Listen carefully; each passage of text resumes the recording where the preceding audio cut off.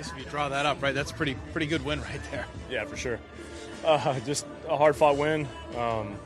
Showed the grittiness of our team, and got down early to a really good pitcher, and was able to kind of fight and get him out of the game there in the sixth, and then obviously Masa and Sogi come up with the big hits, and Rafa with the big walk too in the seventh. So just a fun game, well-played game, and obviously happy we got it done. Wasn't that rally kind of your identity as an offense, the way you rallied in that one? Yes, it's scrappy, man. We have different ways to win, as an offense. I think sometimes we can slug, sometimes we, play small ball, sometimes, walks are big for us, and stealing bases and just doing little things like that, and taking an extra base, on a line drive in the gap like Sogi did.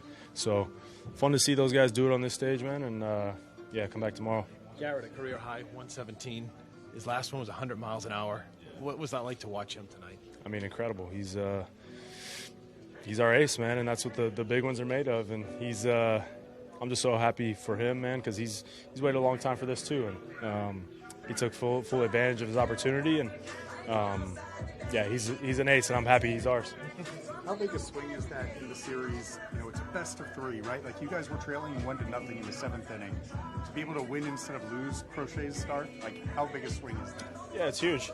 It's huge. We always feel really good about our chances to win when Crochet is pitching, and usually, obviously, we're going against another ace type guy, and that's what happened tonight. But Beast kept us in the game the whole way. We were able to kind of grind him down a little bit and get him out of there, and I think that was kind of the difference, is that we just had a little more time with the one-run lead. We felt like we could come back. There's only been a few years of this best of three. The team that's won Game 1 has won every best of three series. Were you aware of that? And what do you take from that? No, I wasn't, but yeah, obviously that's good. Come back tomorrow, treat it the same as we did today, and nothing changes. What was the ninth inning like emotionally? Yeah, it was wild. Crazy atmosphere, and bases loaded, no outs.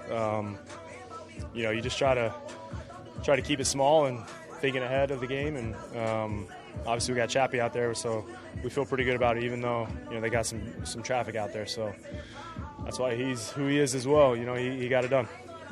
Having that move to go to a pinch hitter in that situation, right? Like, with Yoshida, like, how comfortable are you guys with the way that Alex is going to manage the late innings and figure out the right matchups and options? Yeah, I mean, that's kind of how it's been all year, and the guys know their roles, and we know what's expected of us, and I think that's communicated very clearly, and it has been all year. So, I mean, it's fun to see Masa come up there ready to hit first pitch and then get it done. That's a special thing to do. The moment wasn't too big, and he put a great swing on the ball.